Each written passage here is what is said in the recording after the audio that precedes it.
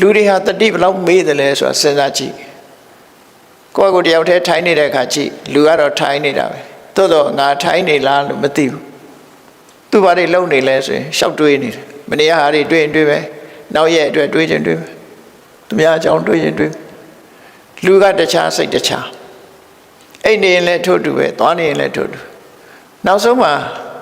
24နာရီနှာခေါင်းကလေတွေကဝင်လိုက်ထွက်လိုက်နဲ့အသက်ဆက်နေတယ်။အော်ငါနှာခေါင်းကလေတွေဟာစင်စက်မပြတ်ရှူသွင်းလိုက်ရှိုက်ထုတ်လိုက်လုံနေတာပါလားလို့ဆိုကိုယ့်ကိုစဉ်းစားကြည့်ဘယ်နှခါသိဘူးလေနော်တရားထုတ်မှသိတာပဲဖြစ်ကြမယ်ပေါ့တခြားအချိန်မှာဆိုမေ့ထားလိုက်တာမေ့ထားလိုက်အဲ့တော့စင်စက်မပြတ်ခန္ဓာကိုယ်နဲ့တတိနဲ့တမ္စင်ညာနဲ့ကတ်နေအောင်လေ့ကျင့်တဲ့နည်းကိုများစွာအကျိုးဖြစ်လို့ဘုရားဘာသာမဟုတ်တဲ့နိုင်ငံခြားလူတွေက mindfulness လေ့ကျင့်ခန်းဆိုပြီးတော့အခုဆို business အလုပ်တွေမှာတောင်မှဝေကျေတနာများစွာပေးပြီးတော့သင်တန်းတွေပါတက်ကြတယ်ဟုတ်သင်တန်းတွေပါတက် mindfulness based stress reduction ဆိုတာ mindfulness အခြေခံပြီးတတိကိုအခြေခံပြီးတော့စိတ်ဖိစီးမှုတွေကိုဖယ်ရှားလို့ရတယ်ဆိုတာမြတ်စွာဘုရားဆီကရသွားတာနော်အဲ့ဒီရသွားတဲ့နည်းကိုလုံနေတယ်တကယ်ကတော့မြန်မာပြည်ကဘုရားဘာသာဝင်တွေဟာဒီနည်းစနစ်တွေမြန်မာလူမျိုးတွေလက်ထက်မှာရှိတဲ့ပိဋကတ်၃ပုံမှာပါတယ်အလုံးဟာဒီထဲမှာပါသို့တော့မြန်မာပြည်ကလူအများစုကဒါတွေကဘုန်းကြီးစာတွေလောကုတ္တရာစာတွေနိဗ္ဗာန်ရောက်ကြောင်းတရားတွေနောင်ဘဝအတွက်တွေငါတို့နဲ့မဆိုင်ဘူးငါတို့ကစာဝတ်နေလုံးတာဒါတွေအရေးမပါဘူးလို့ဆိုပြီး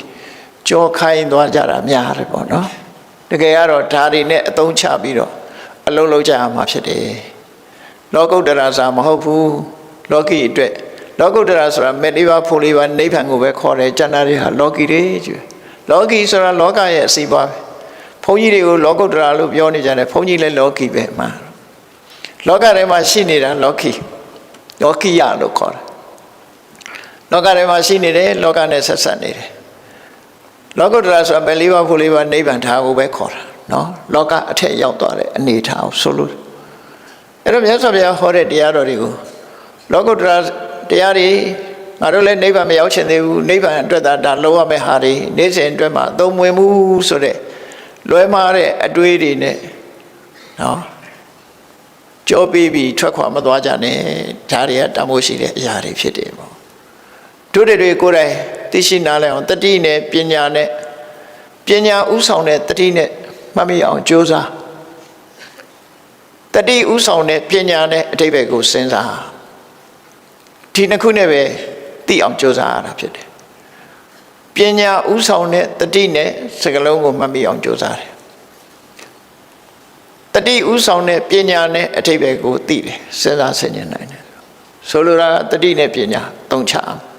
အဲ့ဒါတို့သုံးချပြီးတော့မြတ်ဗုဒ္ဓရဲ့တရားတွေအဆုံးအမတရားတော်တွေကိုဓမ္မရတ္တပေါ်လွင်အောင်မှတ်သားနိုင်ယူပြီးတော့မိမိတို့ဘဝမှာအသုံးချမယ်လို့သူဆိုလိုတယ်ပေါ့နော်လို့ဆိုလိုတယ်